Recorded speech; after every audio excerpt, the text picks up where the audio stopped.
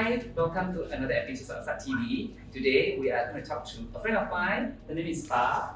Hi, Pa. Hi, Paul. So today we're going to talk about everything about outdoor. I know Pa is friends for a few years, and we're doing some hiking together.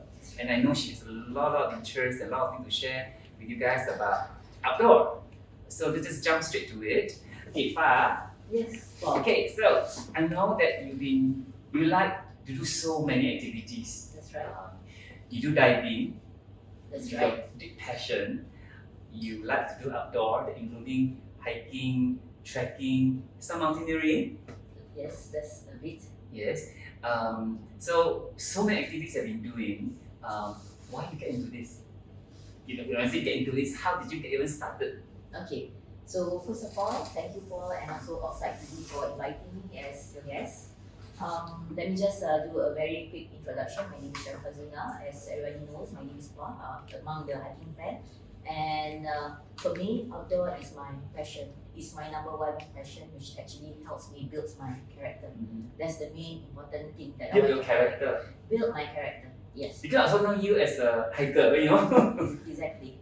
Yeah, so outdoor is not only hiking. For me, my outdoor is hiking, diving. I'm an avid scuba diver for the last 23 years and actively diving, yeah, and also camping. So the definition of the outdoor is really huge for me, but at the same time, it gives me that soul, yeah, and it makes me feel content and fulfilled. Okay. Yeah. So at this moment, as the today, okay, just say 2023 or 2024, Yeah. between the activity between hiking and diving. Because if you look at your social media, a lot of diving. So I was like, this woman, is she a diver or is she a hiker? Sometimes confuse a lot of people. What does she actually do? So between these two activities, which one you want me to know you, and then which activity you spend most time with, and which one also be fair, which one you have the most passion between the two, if you have to choose between the two.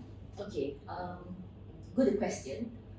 To be honest, I can't compare both because when I started hiking, I really started at tender age of 12. That is when, 12. Sorry, hiking first or diving first? Hiking first.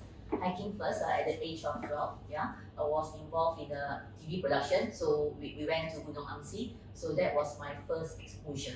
Okay. Yeah.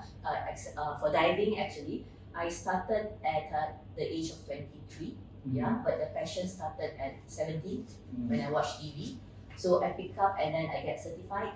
So you are a certified diver. I'm a certified diver. Trainer? I'm a SEAL instructor. SEAL instructor. PADI SEAL instructor. PADI SEAL instructor. Yeah. So basically, like between hiking and diving, I like both. Both are my passion. Yeah. So I feel that hiking helps me a lot. But most of the years when I started, I did a lot of diving. Okay. That is for at least the first 20 years. Okay. But when I started to pick up, I think like 15 years back, I started actively involved in hiking. So I did a lot of hiking as well. Okay. Let's get to know Pa better now. So although I know for so many years we chat, get to know each other, hiking and all that. Maybe there's some things I do not know about you, and hopefully this session. I get to know about you, and also maybe you can share something that's interesting for the audience to get to know you a bit better, and also what they can learn from you. I will start straight off to ask you, being a woman, I know I've been hiking with a lot of people, but for someone like you, a very strong hiker, not because you're a strong hiker, you're also a woman, but you're also a hiker. Sometimes you walk faster than me. So I will ask you first, being a woman, do you think is that different, or think that you're more of a disadvantage, or you have to catch up with men? Okay. Hiking itself for a woman, I feel that there's no difference between gender, whether you're male or female. There's no differences. Of course, there are certain disadvantages, but come with a preparation, training, all those can be overcome. Yeah. So I feel what I want to conclude is there's no differences. It's just that you need preparation and also proper training. So you can be at par between male and female. Exactly. In terms of speed, I know men and women there's no difference. Also being, a small size person, sometimes we carry the same loads also, right? So on top of that, the women. So that's also requires a lot of Physical strength. physical strength. Yeah. So how do you overcome that? Okay, before I answer your question, okay, whatever Paul said just now, okay, it's not exactly true. He's always in front of me. Something like okay, so back to the question, I'm gonna answer that. So basically, yes, it's true. If you're going for expedition, first you need to be prepared for whatever things that you're going to bring, whether it's a tent, food, ration, and so on. And then in terms of when you're trekking and then you're walking on the trail, you need to carry load, right? It doesn't matter 10 kilos, 12 or 13 or even more. Yeah, it is true. You need some exercises along the way. So meaning that you need to train. And then the first time you're doing it, of course, you will feel it very difficult to carry load. And then it's not only walking on flat trail, you're going up, there's certain elevation, so it needs strength. Okay. But for a first timer or for some people that, like probably just started to do it, just take it slow. Being a woman makes no difference. It's all about your strength, your ability. It's just so much preparation. To me, there's really no difference. I've been hiking with so many people. To me, there's really no difference. So all the girls out there, please think about it. Yes, that's right. Probably the only thing is extra preparation because like me, I have my hijab, probably other things that you need to carry together, but just make sure that all are small sizes. Okay. Yeah. So since you mentioned about hijab, Oh. so being a Muslim woman, you've been to. I remember the first time we did our Fjällräven Classics, and for them to have Muslim participants, they don't really know how to prepare for it in terms of foods and all that. Mhm. And you yourself, as a Muslim hiker going out there, is there any other considerations on top of being a woman? What are the things that you need to consider, or for other people, also for yourself, being a Muslim person, Muslim woman? Yeah. So in Malaysian scene or even Indonesia, wearing hijab for women which hikes is normal. Yeah, they are used to see people with hijabs. But for outsiders, probably like people in overseas, out from Malaysia, Korean, European, other continents, which is not a Muslim country, is foreign to them. And for them to see women on hijab on trail is something, not to say strange, it's just So odd. the last few events that you took part, did you get any reaction from the Westerners? Probably I just share the recent one, which Okay. is the one that I went during Ramadan. During Ramadan, I went hiking and I was fasting. Okay, to keep it short, so actually I was the only Muslim woman there, the only Muslim there. So basically, the food that I chose is, of course, is vegetarian. In terms of the preparation, I think like for Taiwan people, the group that I was, I actually took the one with the guide because I did not want to take the one that you walk by yourself. Okay. I just want to avoid all those thinking of looking at GPS, reading map, and getting lost. So with the guide.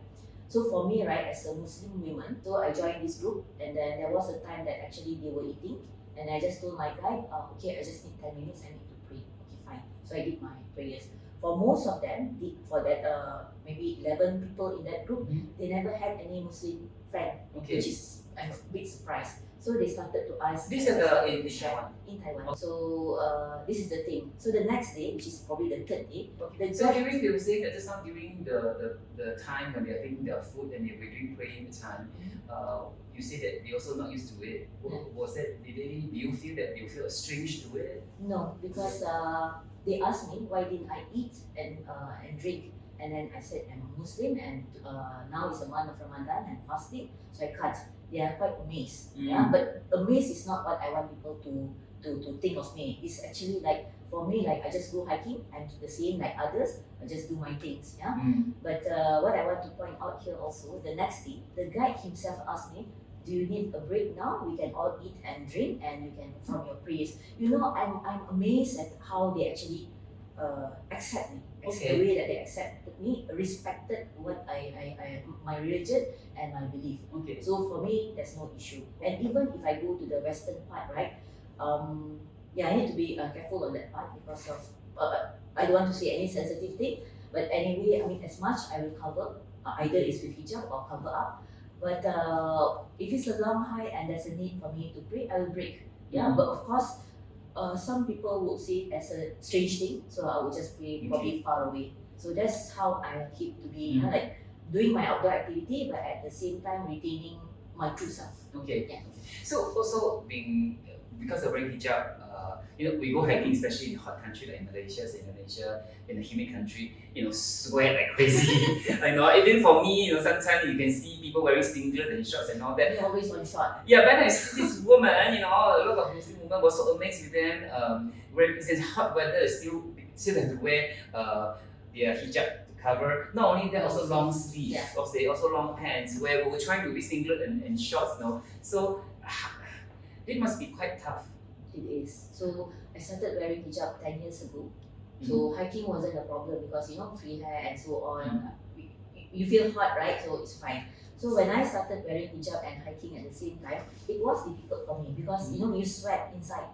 Okay. But after a while, you do it over and over again. I just got used to it. Yeah. Okay. I believe for you also, if you are in Western country which is colder, you still need to wear long sleeve. It's just matter of getting used to it.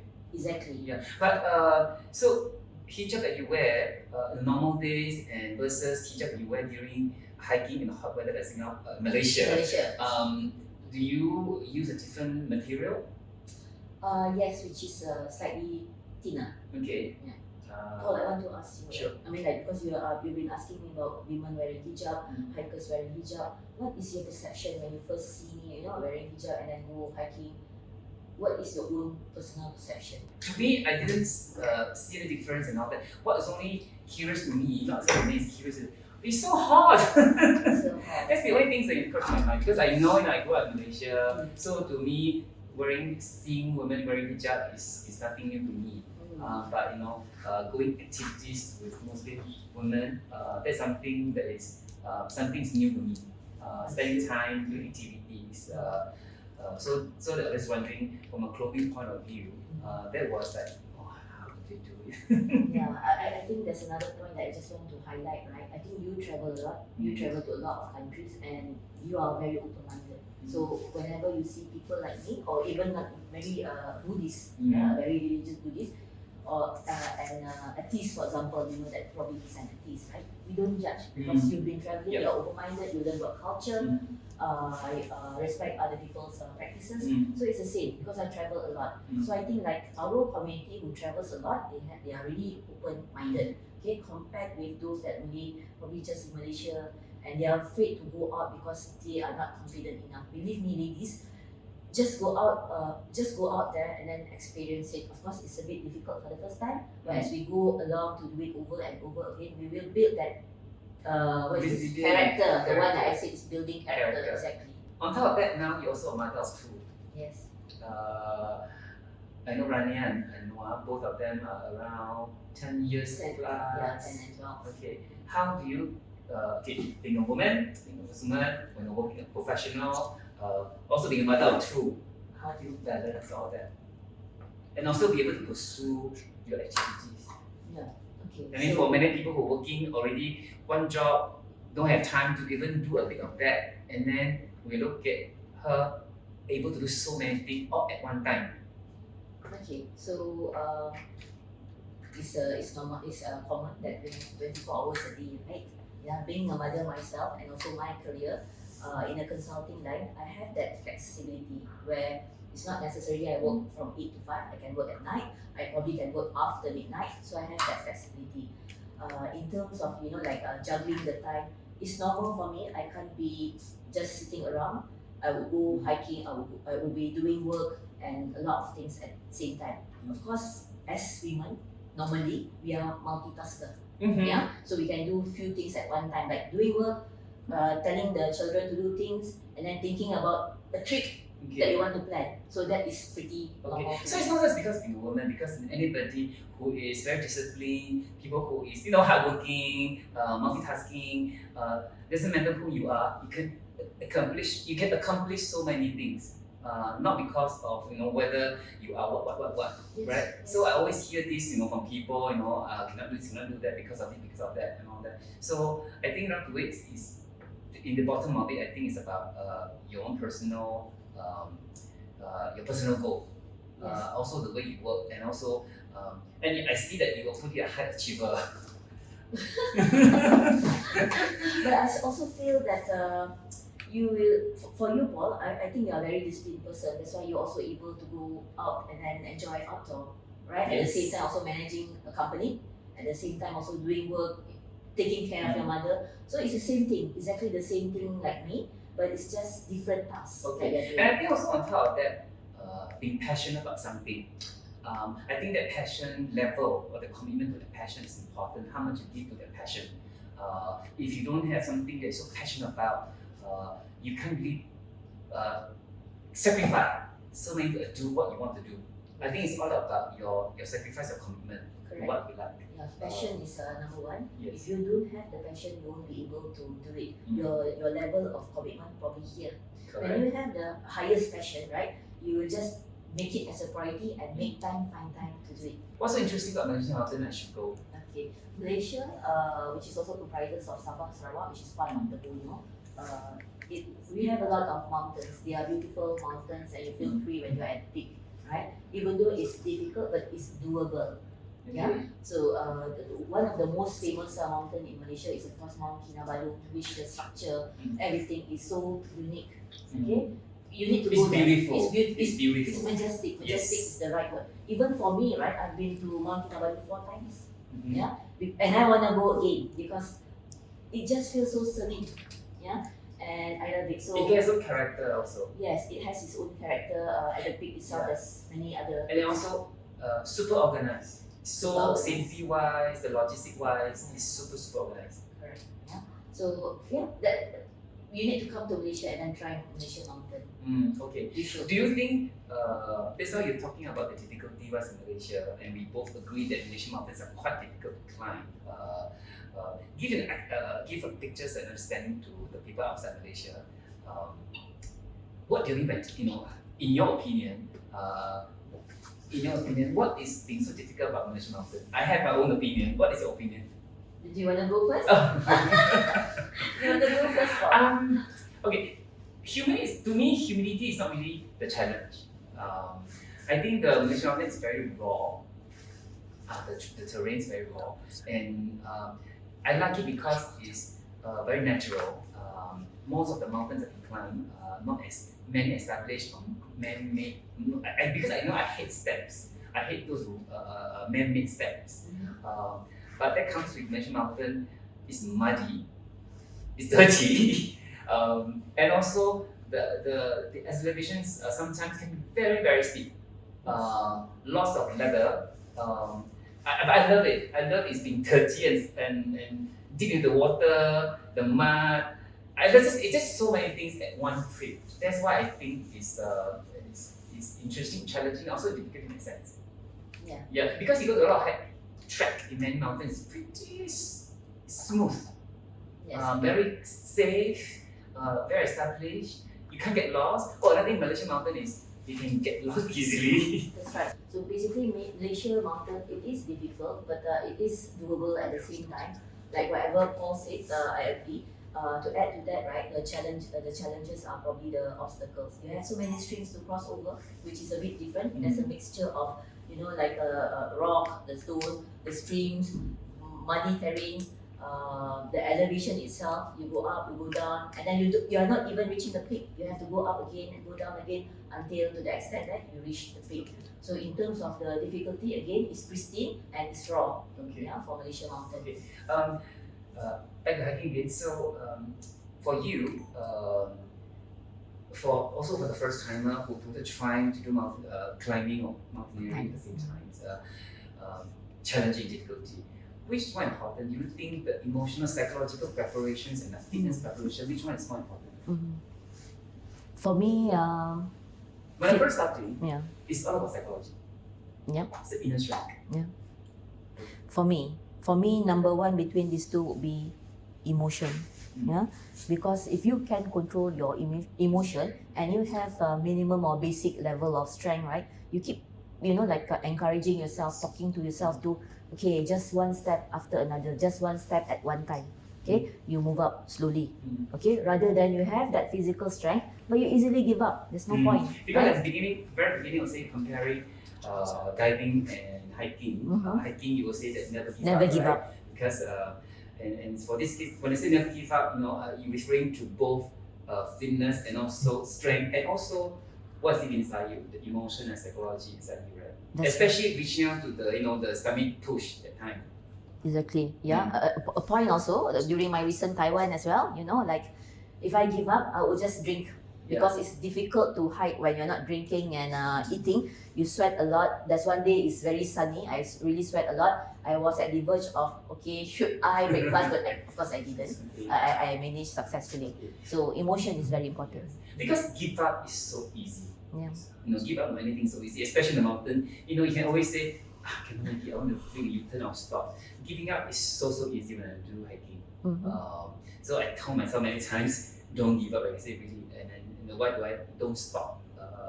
But I think what keeps me going is really the inner strength. Yeah. So during that time, I always tell myself, what reminds me, so I have to think about what makes me want to push myself. The reasons. Because when I say don't stop, it's yes, don't stop. But what actually keep pushing you inside? Because we literally have no more energy to move some points. But what is really pushing you to continue to go is really what's inside your mind. It's important. So do you think you're a summit chaser? I wouldn't say that because if not, right, I wouldn't be joining Fjällräven events. Yeah, Fjällräven events is something that I've been addicted to. Yeah, I do not know, but Paul has competed a lot. And if we talk about this event, actually it's a bit different because it's a mixture of trekking. There's elevation as well. It's also like self-surviving. You take your own luggage, and then after you reach certain checkpoint, you need to assemble or pitch up your tent, right? And prepare your food, and then the next day you go again, enjoy the trail, and so on. Do you think, people always think, oh my god, I go to event carries 20 kilo, that kind of thing, get so nervous. Maybe, I don't know, is there conceptions, a myth that you want to tell people? Especially the last trip that you went to, Denmark trip, was it the Fjällräven Classic? Denmark. Right? That was 19 kilos. You also bring your daughter, and you also carry for your daughter as well. Yes. So you carry not for one person, carry for two persons. Yes. So, what do you want to tell people about that misconception that is doable?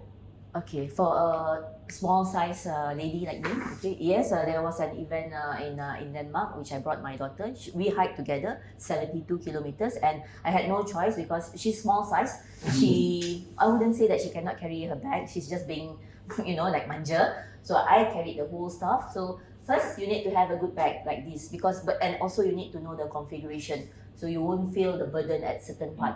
So I wouldn't say that it's lighter, but in a way it is because you know how to control your weight because it's properly distributed. Yeah. So 19 kilos for me, it is heavy, but I manage. Yeah. Okay. So by having, I think by having the right experience and carrying the right gear, doing properly the correct way, I think that's important. I think most time people cannot carry and all that because they don't have the right techniques. That's right. They don't have the right techniques. But again, of course, when I did it the first time, I also didn't know how to do it. But I learned over time, learn myself, and also asking, like advices from experienced hikers. Okay. Yeah. So for new beginners, for those that actually wanted to try hiking, but don't have that guts, probably they do not know where to start. Just go out there. Probably just there's in social media. There's so many groups out there. Just start with probably hill.